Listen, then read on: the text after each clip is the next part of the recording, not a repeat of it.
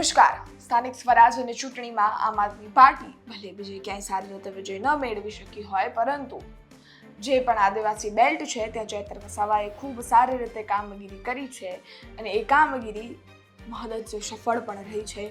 એનો રંગ આજની તારીખમાં બતાવે છે.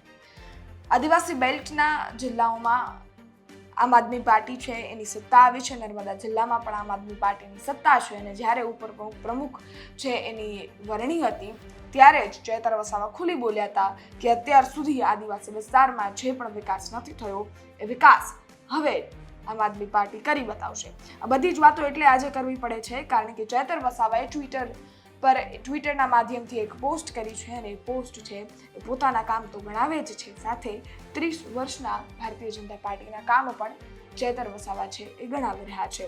સૌપ્રથમ તમે પોસ્ટ મારી બાજુમાં જોઈ શકો છો, એ પોસ્ટ તમે વાંચી પણ શકો છો અને આ ફૂલ સ્ક્રીનમાં પણ આ ચાલશે, તમે ત્યાં પણ જોઈ શકો છો આ પોસ્ટ. સવાલ એ છે કે આમ આદમી પાર્ટી જ્યારથી જીતી છે સ્થાનિક સ્વરાજ્યની ચૂંટણીમાં ત્યારથી જ એ આદિવાસી વિસ્તારના જેટલા પણ પ્રશ્નો છે એને સોર્ટ કરવાનો પ્રયત્ન કરી રહી છે અને એટલે જ નર્મદા જિલ્લાનું ચિકાદ તાલુકા છે એનું એક ગામડું છે ત્યાં અત્યાર સુધી પાણી નહોતું પહોંચતું. અત્યારે આઝાદી પછી હાલ સુધી પણ લોકો છે એ પાણી માટે તડપી રહ્યા હતા અને એની જ કામગીરી આજે સત્તા આવ્યા બાદ આમ આદમી પાર્ટીએ ચાલુ કરી દીધી છે. આમ આદમી પાર્ટીએ કામગીરી ચાલુ કરતા ત્યાંના જે ઉપપ્રમુખ છે ત્યાં ખુદ રૂબરૂ જઈ અને ખોદકામ કરાવી રહ્યા છે અને સાથે જ બોર ખોદવાની કામગીરી ચાલુ થઈ ગઈ છે. આ બધા દ્રશ્યો સાથે ચૈતર વસાવાએ પોસ્ટ કરી છે અને એ જ પોસ્ટમાં એમણે કામ ગણાવી દીધા છે. એવું પણ કહ્યું છે કે 30 વર્ષની સત્તા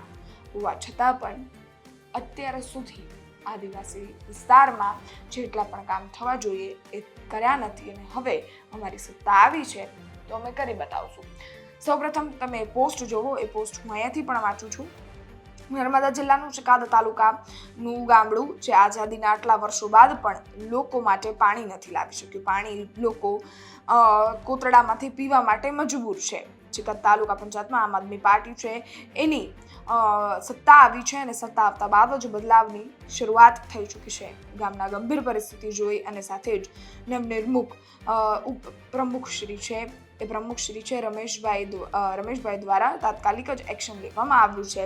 રૂબરૂ તે ત્યાં જઈ અને ઊભા રહી તાત્કાલિક પીવાના પાણી માટે બોર કરાવી રહ્યા છે. કરાવવાનું કામગીરી ચાલુ કરી દેવામાં આવી છે. ગુજરાત સરકારનું ગુજરાત મોડલ, વિકાસની મોટી મોટી વાતો, પરંતુ આજે પણ આદિવાસી વિસ્તારના લોકો પાણી માટે તડપી રહ્યા છે. આ ગામમાં અત્યાર સુધી કોઈ યોજના સુવિધા ન હોવાથી લોકો છે એ બધી જ પ્રાથમિક સુવિધા માટે તડપી રહ્યા છે. ગામમાં અંદાજે 70 થી 80 જેટલા બાળકો છે જે આવું પાણી, ખરાબ પાણી પી રહ્યા હતા અને એને જ ધ્યાનમાં રાખી એને કેન્દ્રિત રાખી અને આજે આમ આદમી પાર્ટીએ કામગીરી ચાલુ કરી છે. ગામની કુલ વસ્તી અંદાજે 600 જેટલી હશે, જેમાંથી ઘણા પરિવારો છે એ આરોગ્ય માટે શહેરમાં સ્થાપિત થઈ ચૂક્યા છે અને હાલમાં માત્ર 40 લોકો છે એના આધાર કાર્ડ બન્યા છે. આધાર કાર્ડ પણ નથી બન્યા કોઈના, અને જ્યારે અનેક લોકો પાસે રેશન કાર્ડ અને આ બધી જ પ્રાથમિક સુવિધાઓ નથી. ગામમાં હાલ પણ અંદાજે 150 જેટલા મકાન છે અને 8 જેટલા લોકો છે એમની પાસે ચૂંટણી કાર્ડ છે.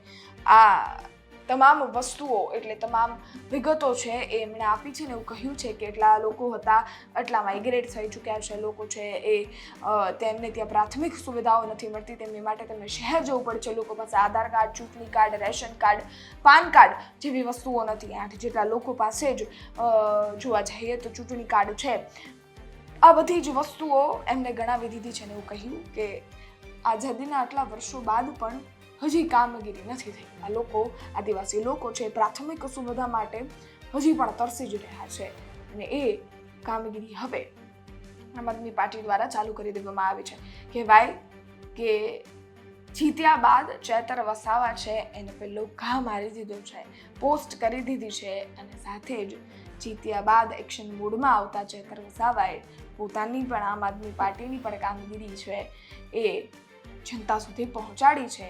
30 વર્ષની ભારતીય જનતા પાર્ટીની કામગીરી પર ચૈતર વસાવાએ સવાલો પણ કર્યા છે. આપનું શું માનવું છે આ ઘટના અંગે? કોમેન્ટ ચોક્કસ કરજો.